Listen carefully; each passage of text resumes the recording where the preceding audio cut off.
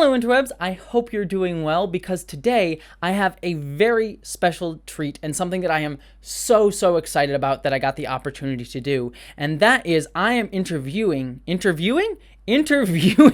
Star Trek novel author Una McCormack.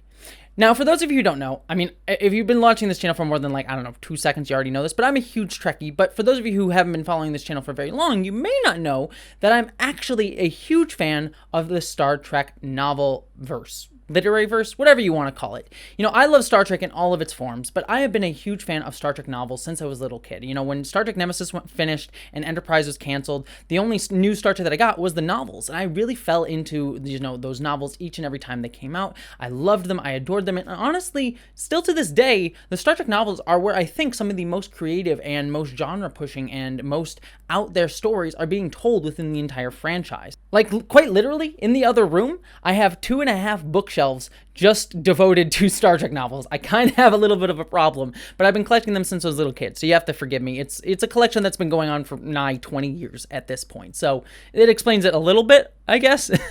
But seriously, I love the Star Trek novels, and one of my favorite authors of all time within the novel verse is Una McCormack. Una McCormack is perhaps best known for the fact that a lot of her novels focus on the Cardassians from Deep Space Nine. She has a lot of novels focused on Cardassia, Garak, post Deep Space Nine, sort of Cardassian reform, things like that.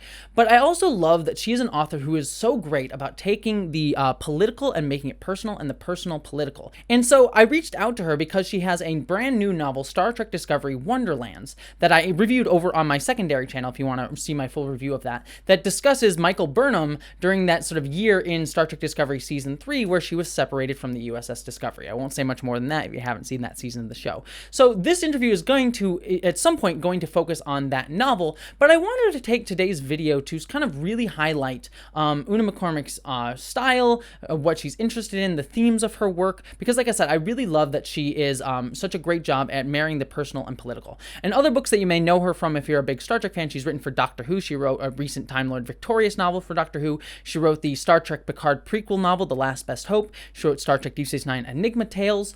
She wrote the Captain Janeway autobiography, quote-unquote autobiography there, that I also reviewed on this channel. In fact, I reviewed all of those books that I just mentioned, and I'll post the links down below if you want to see my reviews of all of those. And also, the other thing, too, is she is one of the authors that added more LGBTQ representation to the Star Trek universe. She actually made Garak explicitly LGBTQ within the universe of the Star Trek novels, and she focused on that very heavily in books like Enigma Tales, so we talk about that as well. So this whole conversation is going to be talking about, like, personal, political, Star Trek when it comes to that, LGBTQ representation within Star Trek, what it takes to be a writer within Star Trek, her background is starting in fan fiction, things like that, as well as her most recent novel, Wonderlands, as well. So all of that's in this conversation. I'm so excited to talk to her about it, and I think you will enjoy it and have a good time, even if you have not read all of those novels. And I try to sort of leave it open for everyone who even hasn't read all of her novels to enjoy. So all that being said, before we get to the interview proper, two things that I want to quick say is, number one, because this is going to be focused on Star Trek novels, I am almost certain that this video is not going to do very well in the algorithm on this channel, which is disappointing, but I really want to share my passions. Like, I have to be able to share my passions on this channel if I really want to stay invested in this, and so, you know, I know this isn't going to do well with an algorithm, but I want to do it anyways, because I want to highlight it. I want to show how important Star Trek novels are to me. I want to highlight Una McCormack as a novelist that I love, but also, I really would mean a lot to me is if you do watch this video, even if you don't watch the whole thing, though I would appreciate if you do, because I think you'll find it interesting, please share this, like it, comment on it. I know I usually save that for the end of my videos, but I'm putting it here because, like I said, this video is probably not going to do well, and any help that people could have with that, it really would mean a lot to me to just sort of highlight this thing that I love and help this video do better and help a author that I really love and a part of the Star Trek world that I love as well. So all of that, I really hope that if you can, please help support this video in the algorithm. It really would mean a lot to me, and I think a lot of other people as well who do enjoy the Star Trek novels. And then the other final thing too, before we get into the interview, and I'm sorry that this is such a long preamble, but I want this to kind of be a test case for a potential podcast series that I want to do going forward. It's not something I'm going to do immediately, but once I start having having more time and I start sort of getting settled into this YouTuber as full-time gig thing, I do want to start a podcast where I start to interview and highlight people that aren't really talked about or well known or focused on within science fiction and fantasy as well. So like women, LGBTQ people, people of color. I want to sort of create a podcast where I interview and bring those folks on, people who don't normally get highlighted or talked about within science fiction and fantasy. And so this video is going to be kind of like a test case for that. And so I would love to hear all of your thoughts about how the discussion went, how you thought I could do better as a moderator or as an interviewer. I would love to just hear all of that in the comments below. So I'm just sort of putting that up front for just something to be thinking about as you listen to this interview. I would just love your criticism because I want to do better, and this is something that I want to really use my platform to do, to really highlight people and folks who don't really get talked about in a genre that I absolutely love. So all that being said, thank you so much for dealing with this little preamble, and let's get into the interview. I am so excited for you to watch it, and please enjoy, and I hope that you, as always, live long and prosper. All right. Well, hello, everyone. As I teased in my intro, I am here with the amazing, wonderful Una McCormack, who is one of my personal favorite Star Trek authors and who I'm so honestly very excited to have here. Thank you so much for agreeing to be on a Zoom call with me. Absolute pleasure. I mean, it's always nice for me because people always do these lovely introductions, and I can feel my little shoulders kind of. People say nice things about you. Well, hey, you're the one that has to like suffer through a Zoom call with me. So first thing in the morning. So fine by me. So, well, thank you so much for being here. I am honestly so excited. And yeah, as I sort of said in my intro, we're going to be talking about Wonderlands, your most recently released Star Trek Discovery novel. But I wanted to talk to you first about like your entire history with writing. So just to kind of begin, how did you get into writing in general? Well, I mean, like most kids who are sort of this way inclined, I kind of scribbled things. I did little comic strips. I tell little stories. I have a 7-year-old kid, so I'm watching the same process at the moment. Mm-hmm. It's reams and reams and reams of just stuff started to come out around about the age of 7. So I was much the same. I think the first piece of fan fiction I did was a Blake Seven Stickman cartoon. So yeah, and then I think I didn't write so much in my adolescence for various reasons, but round about when I was 19 or 20, I fell in with a bunch of Blake Seven fans. They get you in, and that's it. Next thing you know, you're writing fan fiction, and I started writing fan fiction. And I've pretty much kept on doing that since, in a sort of non-stop 30-year splurge. And in the about 10 years into that, I started writing Deep Space Nine fan fiction. And this is quite a well-known story, but I'll tell it again just in case, because folks might not have heard it. Writing Deep Space Nine fan fiction, I was doing a PhD very badly, mostly because I was writing fan fiction most of the time. And I got an email out of the blue from a guy who introduced himself as Marco Palmieri. And he was at the time the editor of the books, the Star Trek range at Simon & Schuster Pocket Books. And he invited me to pitch some stories to him. So naturally I wrote back saying, yes, please, that would be lovely. Yeah, that's honestly insane. That's the dream. That's the dream. No, it's exactly the dream. And that's how it's happened. That's how I got the break. And I tell this story at conventions and things. I'm usually with my friend Jim Swallow, who's the other British Star Trek writer. Who is also and I tell this story and he goes, now the thing you must know, he tells the audience, is that this never ever happens. It never happens to anyone. Hammering at the door, people trying to get Star Trek books, and I get an invite to do it. So that was my break, but it never happens. So what you're saying is everyone should try and do it the exact way you did, right? Yeah. I just trust your fingers. So I think I was just at the right time. There was an anniversary of DS9 coming up. Mm-hmm. Still very early days of the internet. We're talking 2000 here, maybe 99, 2000. Big splurge of online fan fiction.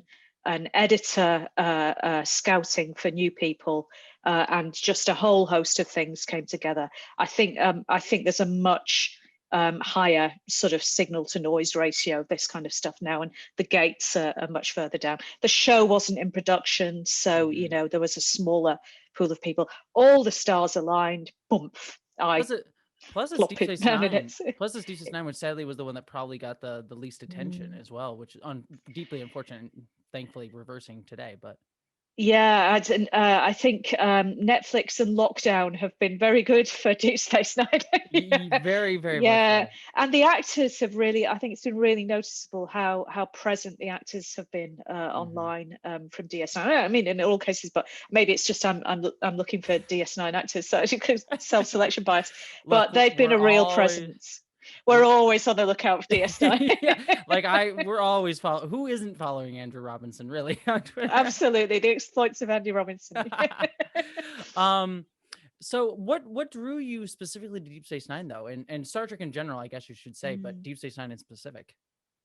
So it's a funny thing in Britain that we it wasn't as easy to watch Star Trek over here. For those who don't know, we didn't have we only had 3 television channels in Britain up until about 1981.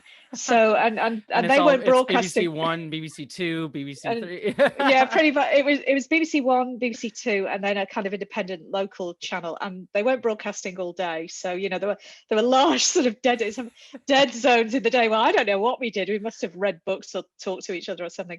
I can't remember now. I know, horrible ideas, aren't they? You could be watching television and playing Pokemon Go.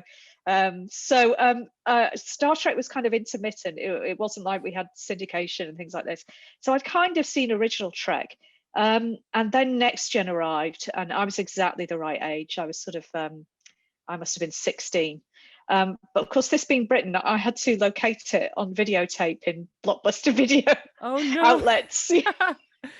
Oh my God. And this proves the kind of geeky teenager I was. Every Friday, my local Blockbuster would probably get a new once a month. They would get a new cassette of 2 episodes of Next Gen. Oh, I would check. You had 2 episodes, because I remember the VHS tapes that I got had 1 episode per. Oh yes. Oh, all right. Then you had it tougher than me. we got 2 on ours. I think it was. I'm pretty sure it was 2. Maybe. I'm sure it was 2. And I would leave college every Friday at lunchtime. I didn't have an afternoon class, and I would walk home past the Blockbuster, take my treasured, holy item home, and while the rest of my age group was out being 16 and clubbing, I would be at home watching, The Naked Now or something. Hey, you still naked in there, I guess. I don't know. So there's me watching, first season Next Gen while everyone else is out getting hammered at Jester's nightclub. So that's the kind of teenager I was at. But I love Next Gen, and I went, then I kind of tracked down paperbacks and things like that. So it was Next Gen that hooked me. And then I think once you get in the habit, again, you just start watching. But really, I was having to track down, because it was so difficult to get American TV. I was having to track down videotapes, well into the early 90s. That was how you watched it, and they weren't cheap. So you would try and get them out on rental.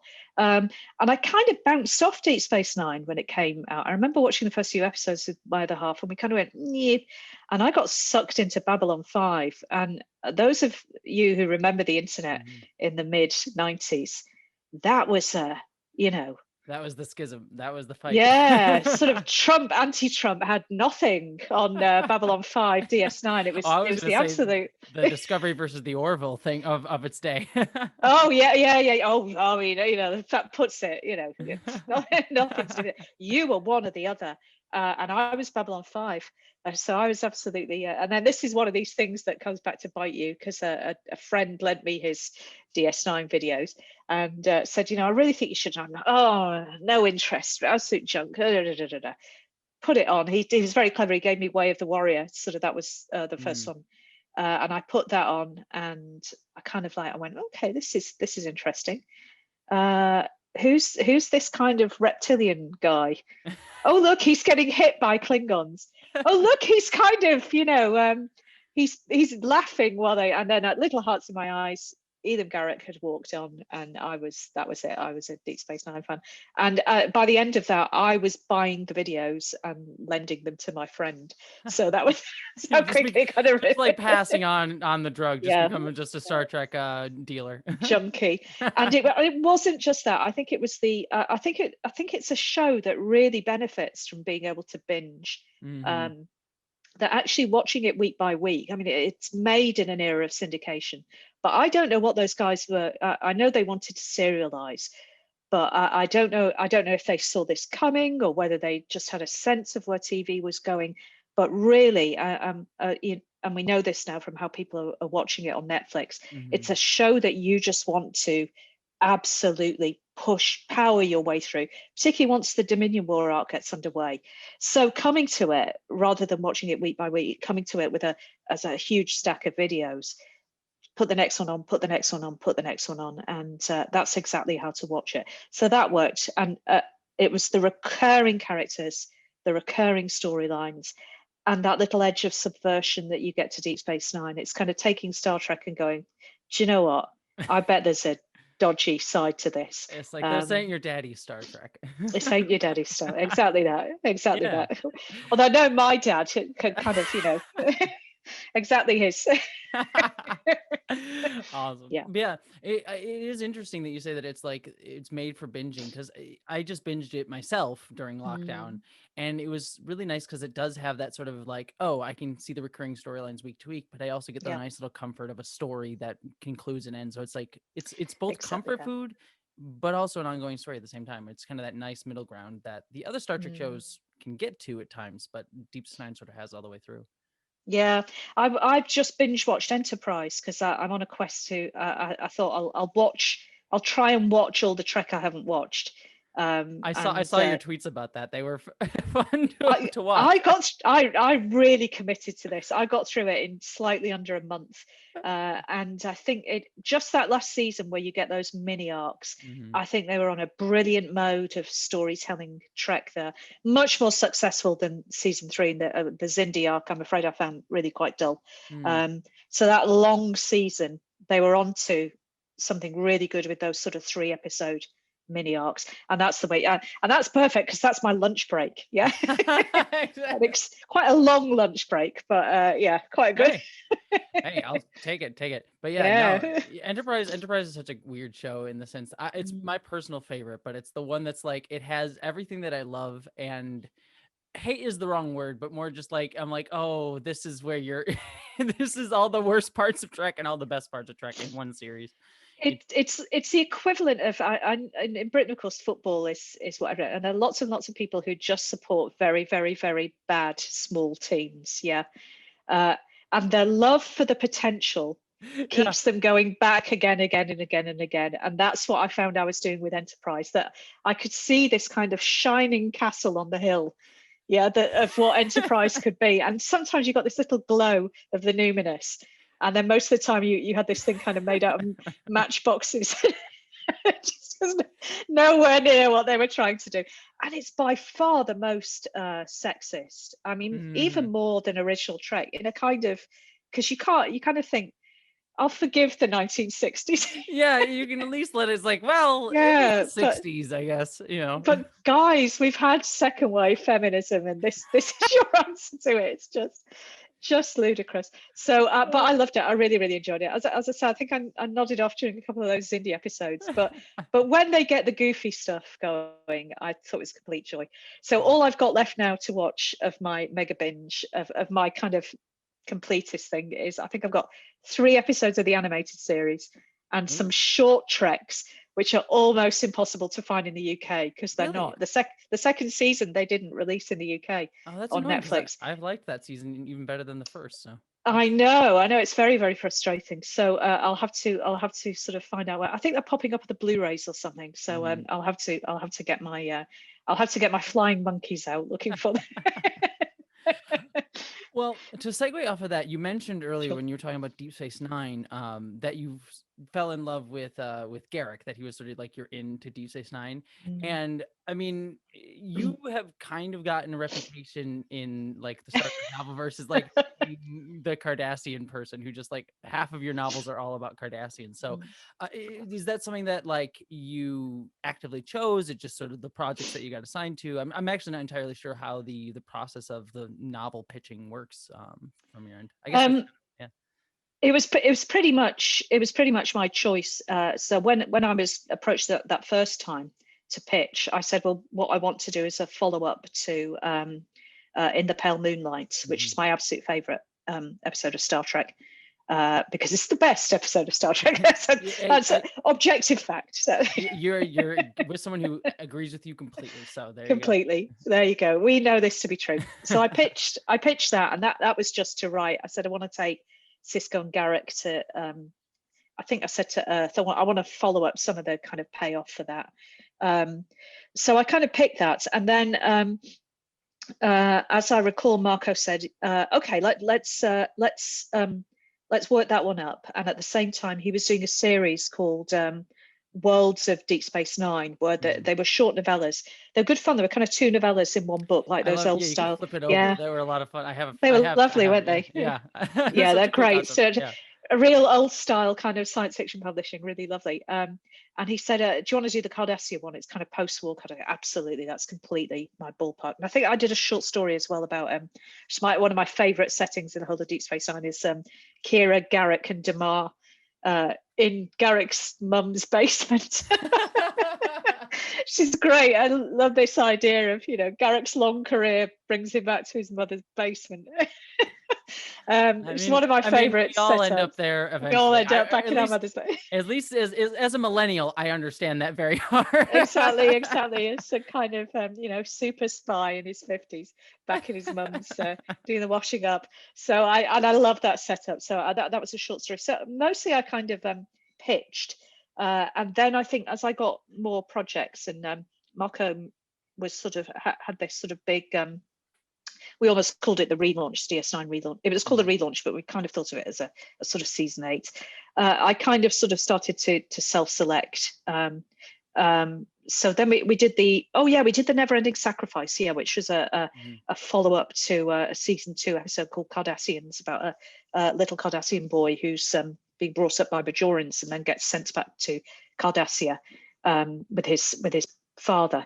That was Marco's idea. He said we should do a follow-up to that, and I said yes, please, because it meant following Cardassia through the war. And I'm really pleased with that book. That's one of my best books. And then after that, I think it was a case of the books sort of were doing mini series, so that there were things like the Typhon Pact and the Fall series. And I would kind of self-select the Cardassian ones. They kind of said, we're going to do this series of books, and I say, okay, right. Can I do this one on Cardassia Prime? and they go, oh, yeah, all right, off you go. She wants to do another Cardassian. Yeah. I remember when we were doing the Fall, there were 5 of us. There were the 4 guys and me, and we were kind of divvying them up. It was this series that we, so it's a 5-book series about the various falls. And they were kind of divvying it. You take that ship, you take that ship, you take that ship. And they kind of looked at me and they said, "Oh, Una, I think this leaves you with Picard and Garak." Oh, I am so sad. Oh, that's going to be desperately hard. So, and that became The Crimson Shadow, which is one of my other favorite books. So, so it's been a mixture of offering me Cardassian catnip. Lizard nip. just stringing you along with the Cardassian. Yeah, come on, there's another one. And me going, I'd like to do this, I'd like to do this, I'd like to do this. So yeah. Well, what draws you to them specifically, I guess, is since we figured out like the how you've gotten all those stories, but I'm really curious what draws you to them specifically as one of the factions of Star Trek. We've touched on this already. I think this idea of the subversion of Deep Space Nine, and I think a lot of that takes place through the Cardassian characters, and they're subverting it in many ways. I mean, Garak from the outset is kind of, he's just how sweary can I get? Can I get slightly sweary? Oh, right, go for it. Okay, sorry, it's fine. He's fucking marvelous, right? He's just taking the piss out of Bashir from the outset, yeah. But at the same time, as we know, he's drawn to Bashir. Obviously he is, but the reason he's drawn to Bashir is not only because he's beautiful, but because there's something about Bashir's idealism that is pulling Garak to him. And I think this dynamic is running all the way through Deep Space Nine, that we're drawn to the idealism of what the Federation represents, but at the same time we're kind of going, yeah, but if we want to get anything done, chances are we're going to have to assassinate that Romulan senator. Yeah. So there's this kind of tension in Deep Space Nine that's extremely interesting, and when they do it really well is why Deep Space Nine flies. And usually that's kind of prismed through the Cardassian characters, particularly Garak, but I think also people like Damar, who goes on that, who starts as this grunt. And they joke about his kind of his first line, his last line, don't they? He starts with "Phase torpedoes are ready, sir," and ends with, "I called upon the people of Cardassia." Amazing storyline. So that's there. So there's this kind of subversion. There's this tension of pragmatism and idealism. But also, I think there was something very, very. Remember, we were watching this in the 90s and the noughties, so it's a long time ago now. But actually, we're not that far away from the end of World War II when we're watching this show. And when I'm watching this show, I'm I'm a European viewer, going, right, I'm clearly being presented with a species who are kind of analogous to a nation that's analogous to Nazi Germany. And it's presenting you a story of how a very cultured civilization is pulled towards barbarism. And that was timely in the 90s when you're kind of reflecting on European history. It's just after the fall of the Berlin Wall. So we're still living through the final act of that history. So it's timely then. And then all of a sudden it becomes timely again when we start to see those winners of the Cold War get pulled towards kind of neo-fascism. So it became timely all over again as the Trump era began. So you never, ever, ever, that story never gets stated. What is it that makes superficially civilized societies get pulled into barbaric acts and activities? And we know there's lots of, Garak's very well read, he's very intelligent, we see these beautifully crafted cities and all these, and that is deeply, deeply fascinating, and as it turns out, never stops being timely. So that's what pulls me. An individual person can be extremely compassionate, kind, so all these kinds of things, and yet the society in which they're operating has lost its way. And that stays being interesting, I think, and is very, very rich to think about. Yeah, and as you say, it's like continually timely. That's one of the things that I've always enjoyed about your writing, is you do a very good job of to praise you on the Zoom, but you do a great job of making us understand how the personal affects the political, but how the political affects the personal, and how both inform each other, and how there's sort of, while there is sort of diversity of thought even within civilizations like that, how it all sort of filters through these prisms. And I think one of the books of yours that is my personal favorite is Enigma Tales, for that exact reason, because it kind of shows, for me, the flip side of that, of like, how do civilizations heal after recognizing their barbarous acts, and how dark they can go, and how do they sort of confront that. So I'm actually curious to hear you talk a little bit about the impetus of Enigma Tales, which is my personal favorite of all your works. That's really kind. Thank you. I was a sociologist, so that PhD that I was doing, that I was rubbish at, which I did get. I did get. Putting it to use, Yeah. Well, literally, as I'm kind of doing this PhD, I think I was writing Never Ending Sacrifice, possibly Hollow Men and Never Ending Sacrifice, and realizing that exactly what you were saying, this interplay of the individual and the social setting, is what I'm interested in. And I've just found I enjoyed doing it much more in, space opera. I mean, who wouldn't? Basically, and probably more people have read Enigma Tales than will ever read. I mean, I doubt my examiners read my PhD. So just, whatever. Just give them a copy of Enigma Tales, or they never. Yeah, exactly. That's what I'm thinking. So I think when I have to go back to that moment when I watched What You Leave Behind, and we leave Garak in the ashes of this civilization. So he's come home and there's nothing there, and I couldn't bear this. I couldn't leave that, which was why I started writing fan fiction. And then I found I really couldn't leave it, and I started to think through what it would mean to be standing there in the ashes and what you would have to do to build this place up again. And you could superficially build it. You could just shove up houses and stuff, and leave everything. But actually, to really rebuild would involve a process of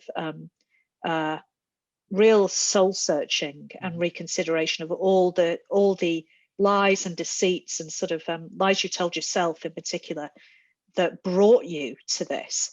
That it would be the work of a couple of decades, or perhaps 3 or 4 novels, to take that process back. And we start to see it. So in the books I've done, we see a little bit in Neverending Sacrifice. There's a tiny bit in The Worlds of Deep Space Nine, which immediately post-war. Crimson Shadow, I kind of pushes it on a little further. But in Crimson Shadow, not to spoil these. I'm going to talk spoilers about my books. It's fine. I'll give a spoiler warning. Yeah. So don't worry. But there should be a little thing somewhere on the screen. Spoiler warning. Woo, woo, woo. In what I do in Crimson Shadow is that I make Garak become head of state, which strikes me as the worst thing you could possibly do to Garak. Yeah. Because he'd hate it, but at the same time he'd love it. Yeah. And this puts him front and center of this attempt to reform Cardassia, to keep what's Cardassian, but not to let it. I guess all through my books you've got this idea that civilizations can have a kind of darker tendency, or a kind of more hopeful, better version of themselves.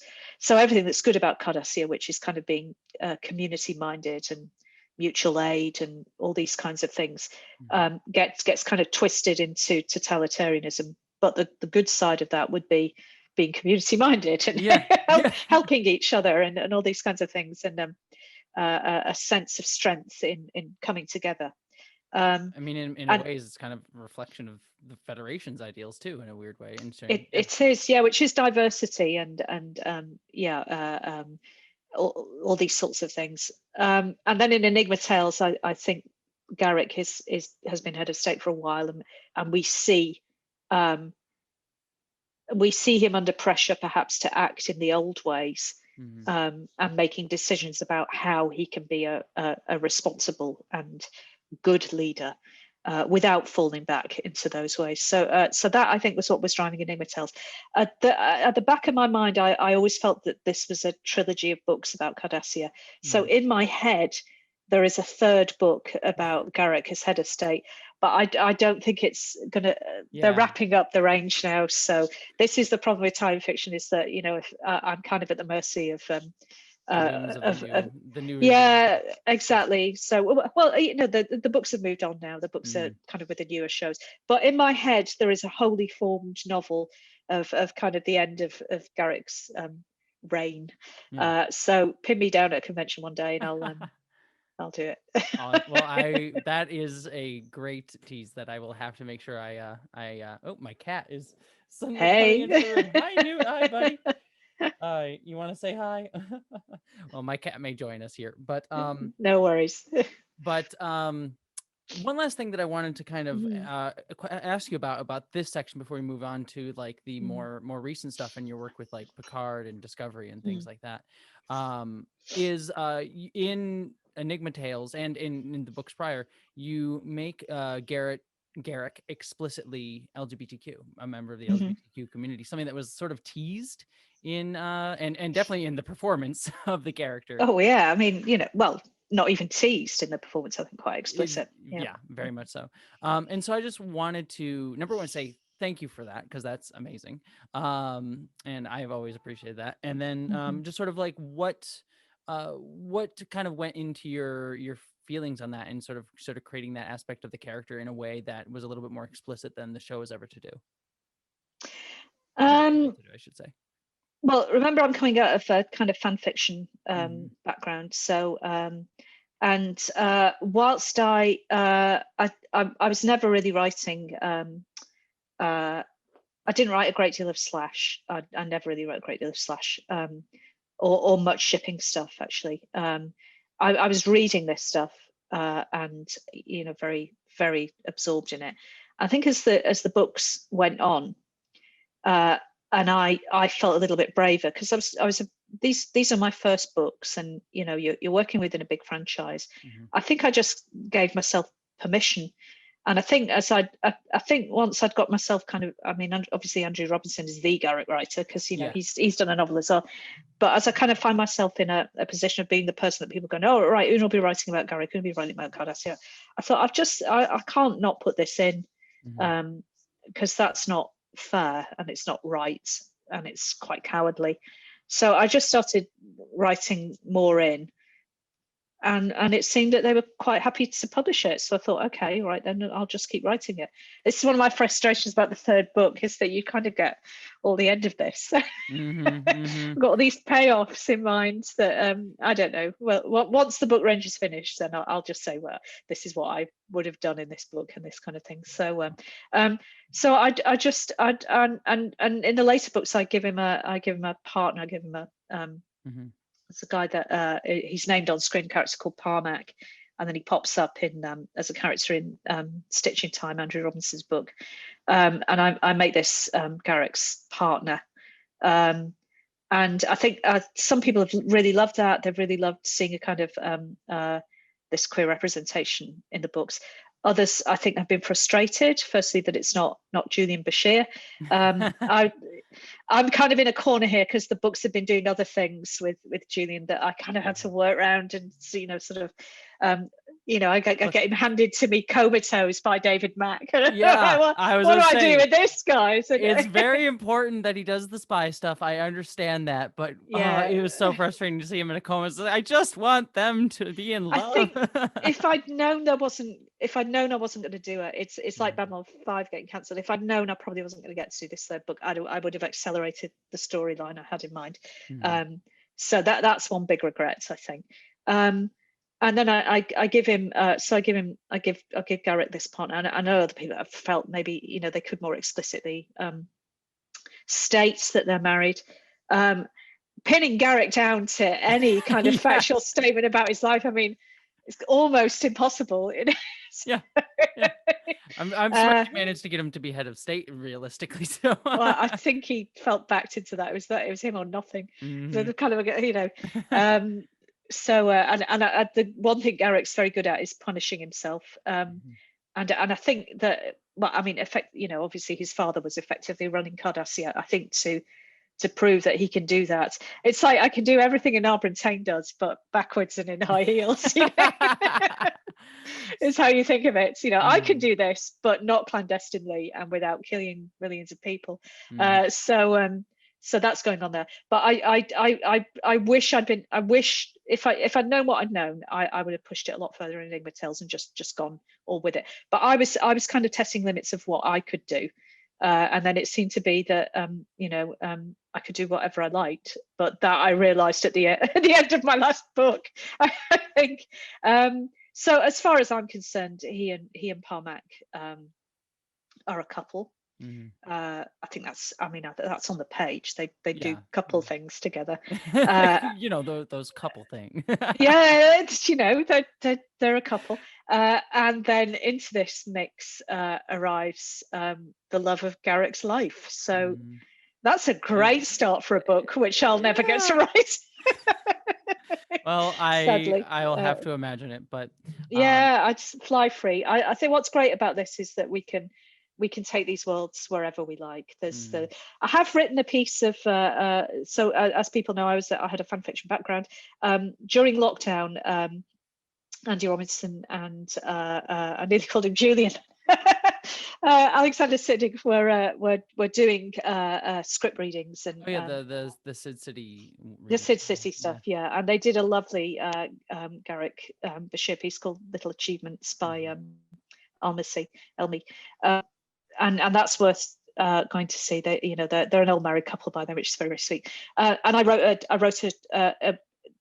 I wrote a short script. People were kind of submitted scripts. They had to end it very suddenly. I think there were various complications, and I did write a short script, which is Garak and Bashir as a couple, which is out on Fanfiction Net under my pseudonym. So if people want to see my take of Garak and Bashir, then they certainly can. But I would have. I'll have to check for that. Yeah. Yeah, it's a bit of fun. So I kind of see there's this amazing. It's almost like a screwball comedy. Yeah, you've got the head of state trying not to kill anyone. And, oh, how hilarious is that? Oh, it's one of those wacky fun times with yeah. And then you've got his sort of extremely patient, intensely annoying husband, genius and humanitarian. So it's a lovely. I'd commission that show. Yeah, you've got it all there, really.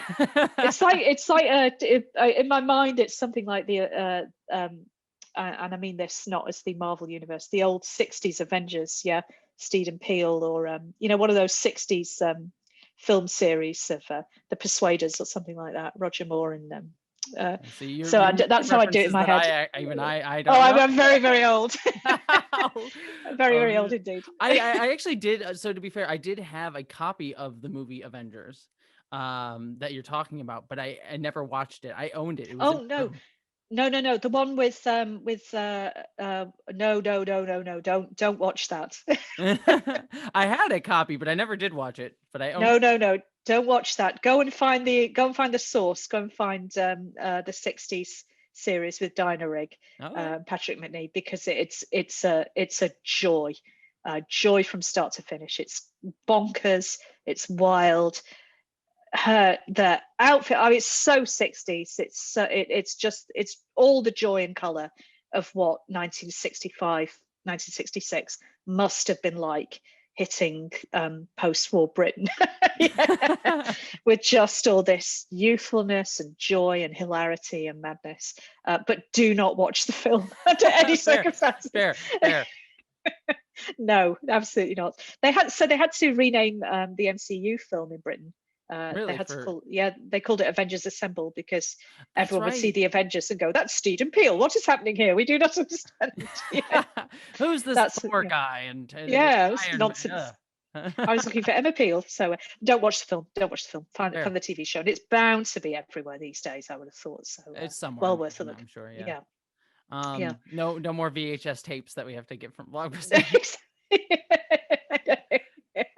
Anyway, that's who they are in my head. Garak and Bashir are this screwball comedy in eternity. Nick and Nora, I guess, the thin man.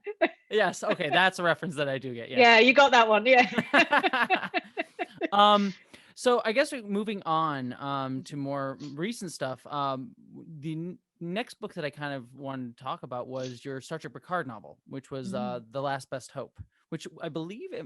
Did you write? No, sorry. You wrote a Tilly novel first for Discovery, didn't you? I did, right. Yeah. Yeah, and I really liked it as well. That one felt more like a YA Star Trek novel. I don't know if that was your impetus, and I don't mean that as a disparagement at all. I thought that was really cool, especially since we don't really get many YA Star Trek novels anymore. I know there was like a range of them for a time, but can you talk to me a little bit about what the process was for that book? And then also, I love also hearing about how you work with the current team that is currently writing Discovery, and I guess into Picard to sort of make these books. Yeah, so the Tilly book is a very good example of how you're working. So there'd been a handful of books already. So I was quite lucky in that I think the first season had already gone out. So the guys who are working on the first few books, I think, the scripts are coming in and changing all around them. Yeah. So they're kind of going, okay, I'll kind of find a story here. So I had a season to watch, which helped. And obviously Tilly had been almost the breakout character. Yeah, everyone had just adored her. So I'd watched the season, I'd seen this character, and they kind of approached me and said, do you want to do a book about Tilly? God, yes. Do you want to do a book about young Tilly deciding to come to Starfleet? Oh, God, yes, absolutely. Because I think it's really interesting how we code things. YA, yeah. So Star Wars is a film about young Luke Skywalker becoming a Jedi, yeah. But we wouldn't necessarily call it a YA. Yeah, we might call it. We've got, I mean, I do. Well, but obviously we do. Yeah. But stories of young men coming of age are called Bildungsroman. Yeah, and Tilly decided to join Starfleet. We go, oh, it's a school story. Yeah. So in my I called it YA. I'm delighted with that. I love reading young adult novels. I love reading about adolescents coming into their powers, which I think is a really good thing, as long as they're good powers, not evil powers. I this was a story just absolutely, because when I was 1,000 years ago in the 70s and 80s, when I was reading science fiction, there weren't books about teenage girls coming into their powers. You had to be reading about, you're trying to find your story there in a secondary character or in the margins somewhere. It's partly why people turn to fan fiction. So to kind of put a character like Tilly front and center and say, right, I'm going to unashamedly center a teenage girl and make her story the most important thing.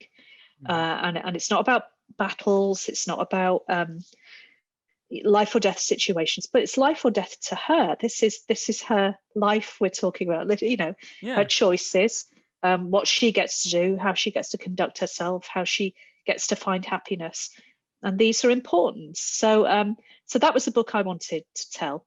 In terms of the process, I was so obviously I'd watched season 1, as I say, and then I was kind of getting scripts for season 2. But because we were telling a prequel story, that didn't matter so much. We're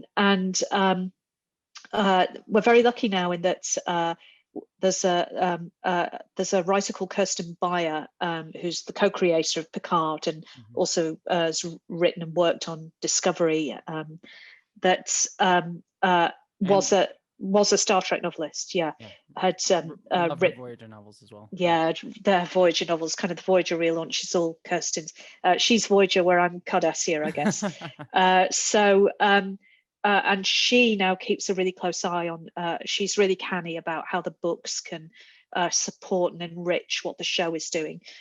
So we had a hugely fun kind of transatlantic call where we sort of sat there and broke the story for the book. So let's do this, let's do that, let's give her stupid hats and these kinds of things, and that's just huge fun.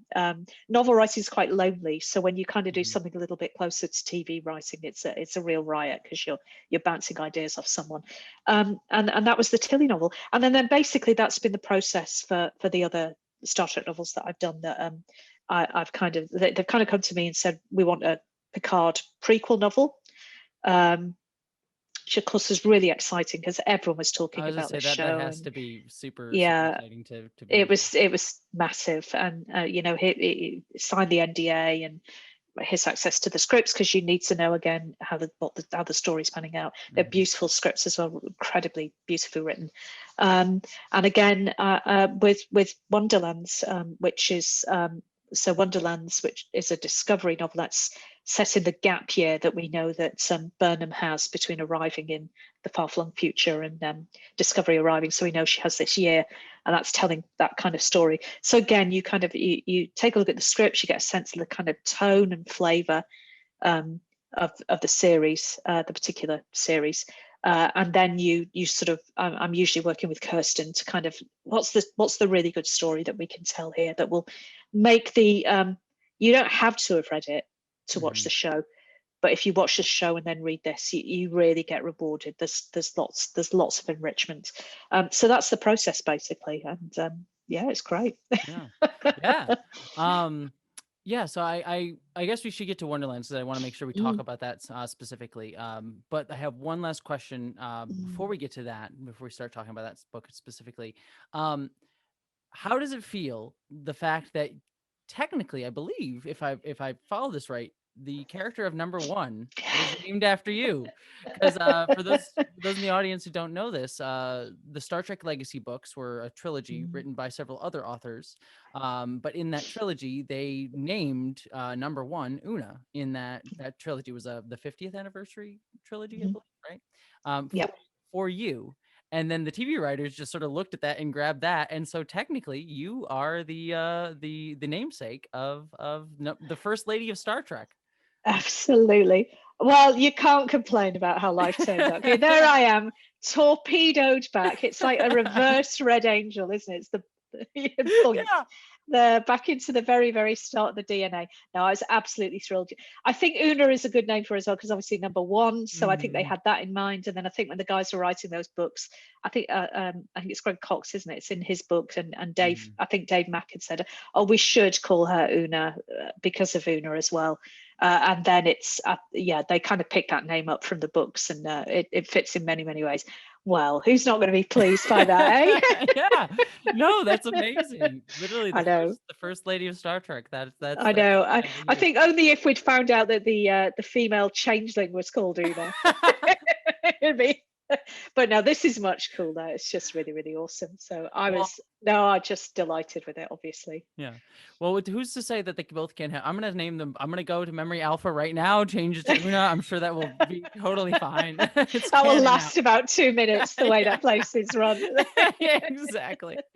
Well, I had to ask you about that because that's just so insanely cool and something that I don't think a lot of people know. So, but yeah, let's talk about Wonderlands. So, I recently finished it. Actually, to be fair, when I emailed you to say like, hey, let's set this up, I thought I was going to actually take a week to finish the book because time, but I actually literally finished it the day it came out because I personally think it's a really, really fun novel, and I'm not just saying that because you're here.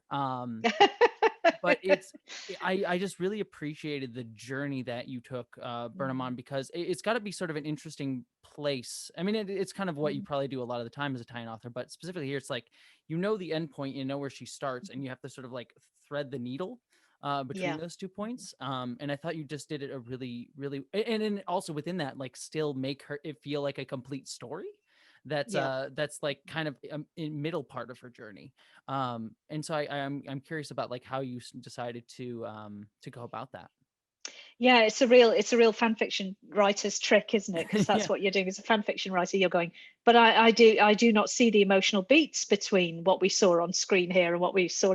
There must have been a deeply intense conversation that I can write. So it's a real fan fiction writer's trick. So it's that's a real trick. Exactly the same with the Picard novel, where we know where he is at the start of episode 1 of Picard, and we know where he must have been here. And the idea is to kind of trace that line. So that just you just keep a kind of steady hand on the tiller with that sort of thing. And then I guess the way I kind of conceived the book was, I knew we had a year to cover, so it couldn't be a kind of flashbang adventure, and it needed not to kind of interfere with anything that would happen that we saw on screen. So I couldn't take that story forward. But I kind of conceptualized it as it's like you're getting an extra season of Discovery, and hopefully people can see this in the way I think there are 9 or 10 chapters, so it should feel like you're getting a little episode. I literally said that in my review of the book. It came across. So you get the kind of opening 2-parter. We're building up to the kind of climactic 2-parter. You maybe get a little mini arc in the middle, and then in the meantime you get they visit strange and wondrous places. You'll see a couple of recurring characters pop up here and there, and you have this sort of central cast of I guess the central cast would be Burnham, Book, Sahil, and maybe Padan and Jeremiah, who's kind of a retired engineer on the space station. So I wanted it to feel like I guess a season 2.5 or something, or whatever we'd call it, and that 3.1, I don't know, something like, it's because it's 4.3, isn't it? 3.1. So that's how it should feel, and that's kind of the idea I had in mind. And I wrote it in lockdown. I have no memory of writing this book at all. To the extent I had to, when I knew that I'd be doing a few interviews about it, I thought I'm going to have to must go reread this, because I did not, and I was kind of dreading reopening it, because I was thinking, I was writing this in lockdown. I was really tired. I was homeschooling, and it was really exhausting. I kind of opened it and I went, oh, this isn't bad. This is quite pleased with this one. And I think it's got for a very exhausted woman locked in a room, I think it's quite a cheerful book with quite a bit of energy. So I'm quite pleased with it. Well, actually, like hearing you say that like kind of is reflected in the book too, because like Burnham is in many ways kind of locked down, Yeah. in her life and in kind of in stasis, and kind of has to. There's the constant recurring thread throughout the book of like making do with what you have or hoping for more, Yeah. and I feel like that kind of reflected a lot of our feeling this past Will year. I ever see my friends again? Yeah. Yeah, yeah, yeah. So That that sort definitely of comes thing. across. The other thing too that I really liked about the book is, as you said, there's like these. It's Mm. very episodic, this book, instead of like one grand narrative. And I liked that each individual story that you sort of put Burnham Mm. into is sort of a reflection of what she's yearning for, but it's not fully there. So you have like Yeah. the well, I don't want to put words in your mouth, but you have like this civilization that she goes to that that like is very isolationist, but seems exactly like the Federation. It's Mm. like, oh, it's what she's always wanted, what she's hoping for, but it's just not fully there. And it Yeah. constantly like pushes back on her. And I'm curious, like, what your thought process was in sort of like creating these little episodes to reflect that in her. That's exactly the kind of thing that I had in mind. I think we had a few throwaway lines in scripts that I was able to sort of use. So things that I think the courier networks pop Hmm. up the tunnels that they're using pop up in a script. Um, and I thought I've got we can sort of I think one of the key things we talked about when we were kind of breaking down the book was what would have happened to all these different places, and they wouldn't look the same anymore. They'd maybe retain little bits of what the Federation was like, but they'd be starting to go down their own paths. And how quickly would they lose a sense of being Federation? Hmm. And how much would they manage to retain? So that isolationist planet has kind of kept all the it's kept all the glitz and the glamour. It's got the tech.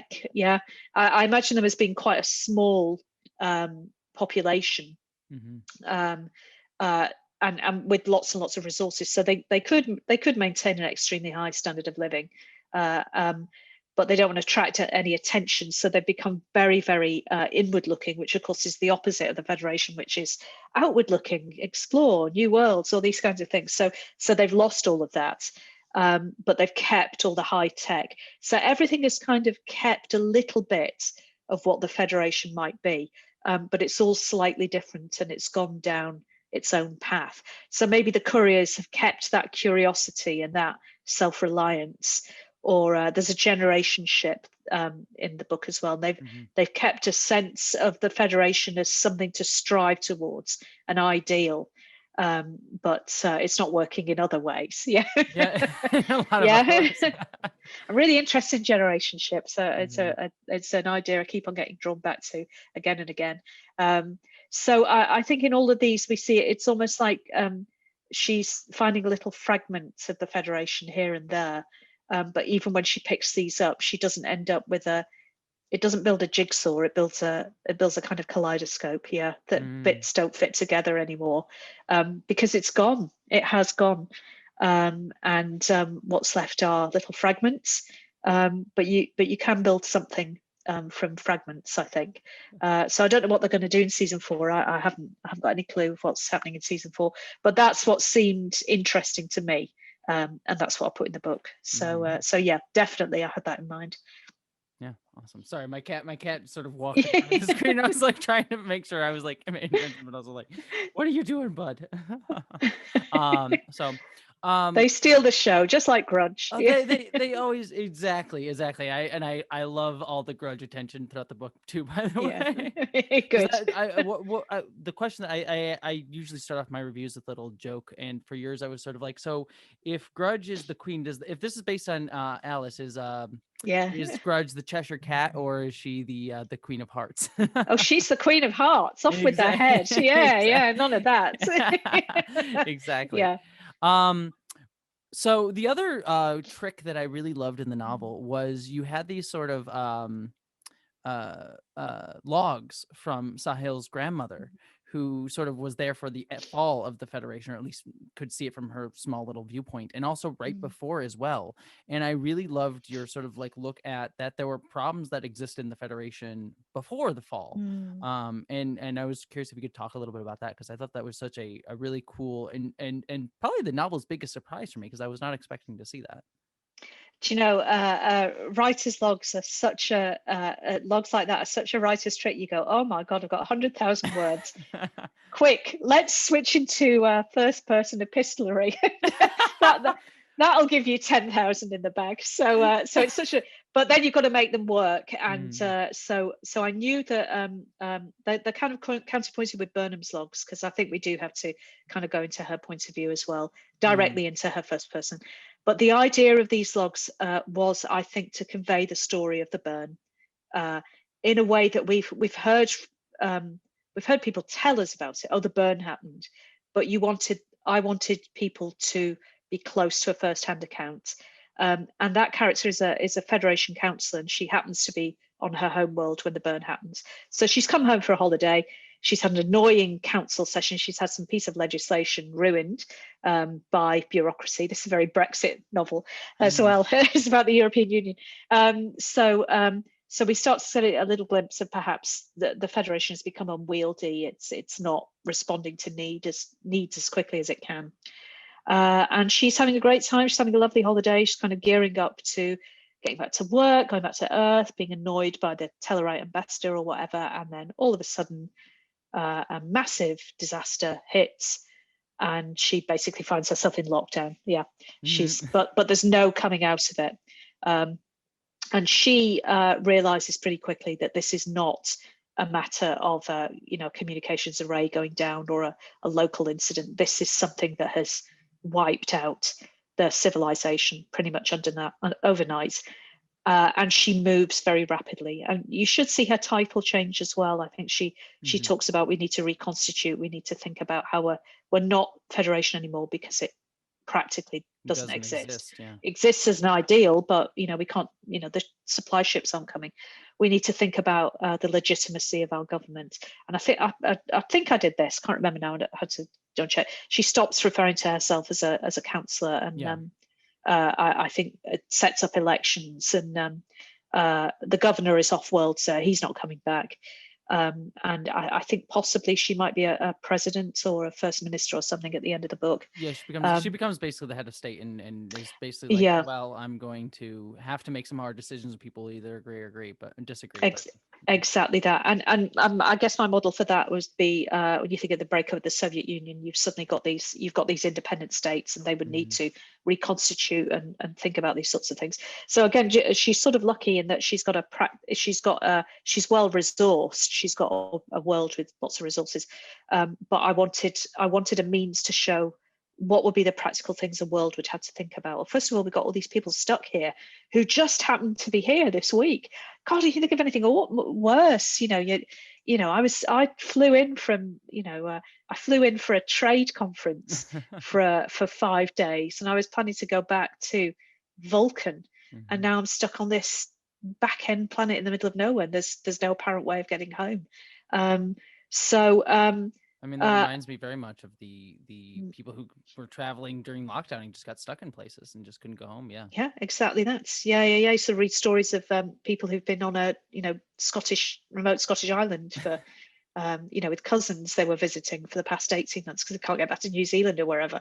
But this would go on indefinitely. There'd be no way of these people getting back. So logs like that always emerge as a kind of writer's trick.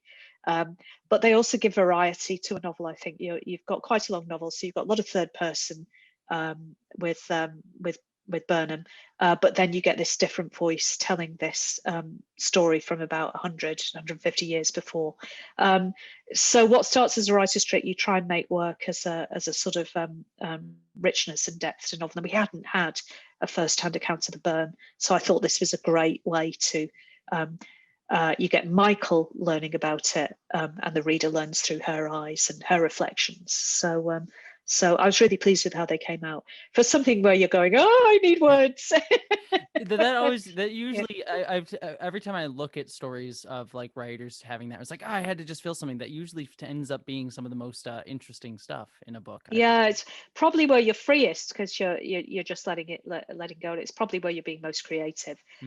So I'm really pleased with how those went. I'm glad people are enjoying those bits. Yeah. One last question that I want to ask, because I know we're starting to reach Mhm. the end of our time, but one of the things that I also loved about the novel was that you fleshed out Sahil's character quite a bit. Mm. He was like people reacted so viscerally to him because he was such an Yeah. adorable human in his just few minutes on screen, but he didn't really have a ton outside of those few minutes. And then you got a whole novel with him where he's basically probably the second or third most prominent character. Mm. So I'm curious how you went about sort of fleshing him out as a character. Oh, well, it turns out he's absolutely lovely off screen as well. He's kind Mm. of been tweeting me saying, "Oh, Oh, I've got the book. I'm really looking forward to it." Oh my goodness, so I'm a bit that's starstruck. adorable. I know it's really, really kind, really lovely. I think I had seen a sort of rough cut of episode one.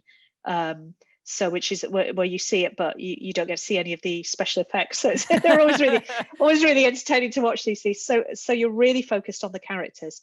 And I had the same response to that character that I think everyone did. A really good soul. There's a Hmm. kind of kindness and yearning and longing that he manages to put on screen. Actors are so clever. They just, Yeah. they're given these small parts, and then all this work they do in their minds that conveys to you a whole life lived. And I found that a really moving story that you would spend your whole life longing for something to happen. Uh, and most of us, if it's something like that, we spend our whole life longing for something to happen, and it never happens. And it does happen for him.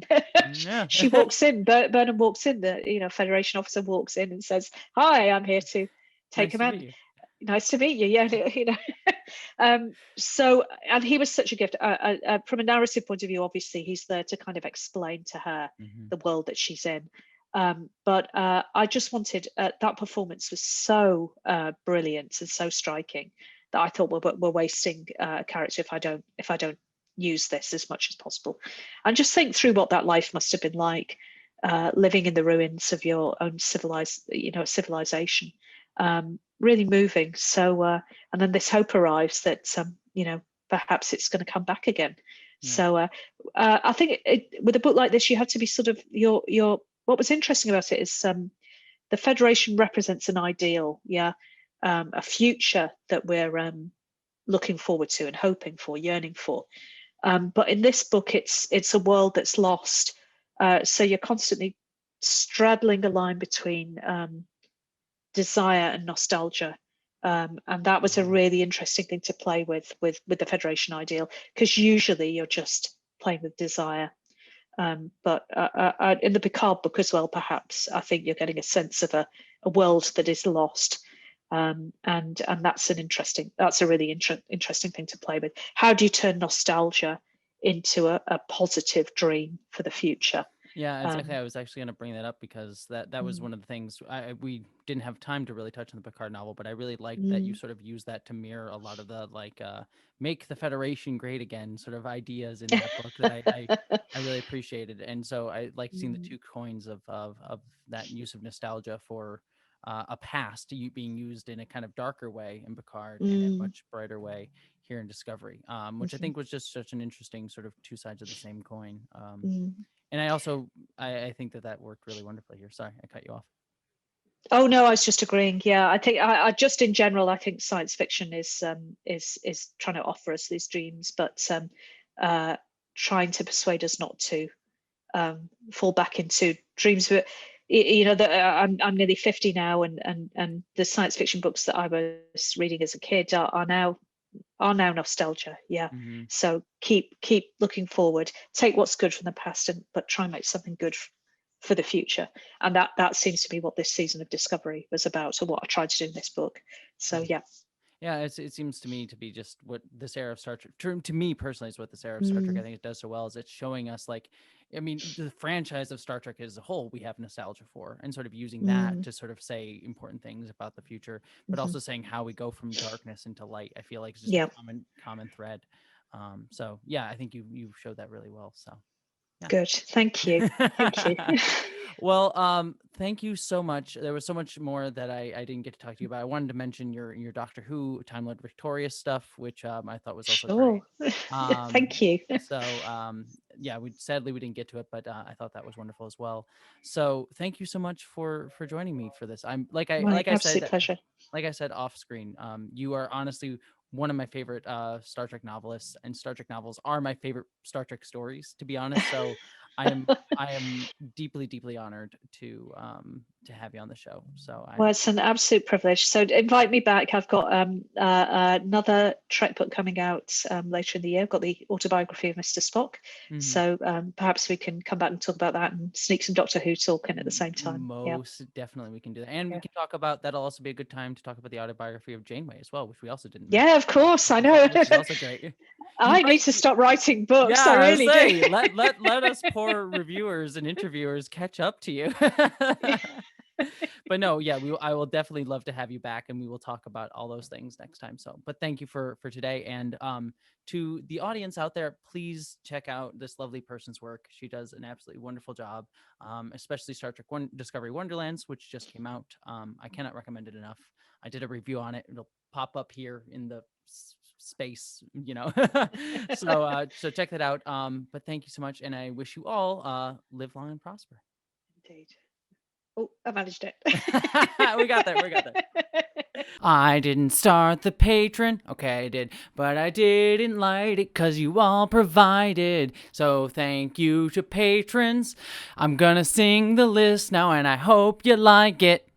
Alexander Miller, Catherine Lambath, Miranda Janelle, Ashley Allen Bokikio, Eli Bermas, Sonia Taffer, Ashlyn Solstice, Greg Gillem, Stephen Clenard, Randy Thompson, Baba Ruski, Felicia Toast, Alexander Miller, Stephen Schuhart, Kate McTeakin, Wellington Marcus, Boyd and Mary Beth Earl Bass, James Krivda, Ish the Man, a man chooses, a slave obeys, John Cool, Dominic Noble, Buttoneer, Wu-Tan Fool, Jessica Wright, Peter Landers, Travis Ridge, John Steele, Meadow Whisperer, William Stewart, Joy A, Maggie the Goblin, Camille T, Ulysses the Pagan, Amanda Comet, Alex Owen, Jason Knott, Munir Amlani, BBD, Hannah F, John Weatherby, Hirius, Maeve Lamia, Nathan Steele, Bree Breacher, Andrew K, Sky Skinner, Sean Piper, Flynn, Tiffany Danger, Bush, Wendizzle Bizzle, Gretchen Badger, Geek Filter, Cast the Lass, Janie Packard, Ellie O'Dare, Keith Briggs, Troy Stull, Sarah Bystam, Mari Neckar, Laura Demereau, W. Randy Edie, Lysa, Polly Mina Din, Pissed and Twisted Garage, Jacob Tovar, Sarah Sweeney, Jessica Chapman, Nikki Gordon Bloomfield, Mara Mack, Andrew Lamoureux, Celestial Dawn, Zone 1 Librarian, Jenny Marble, Michael Hardy, Pasty, Corey, and Vale Honkanen. Newt says hi to everybody, and we love you. Mwah.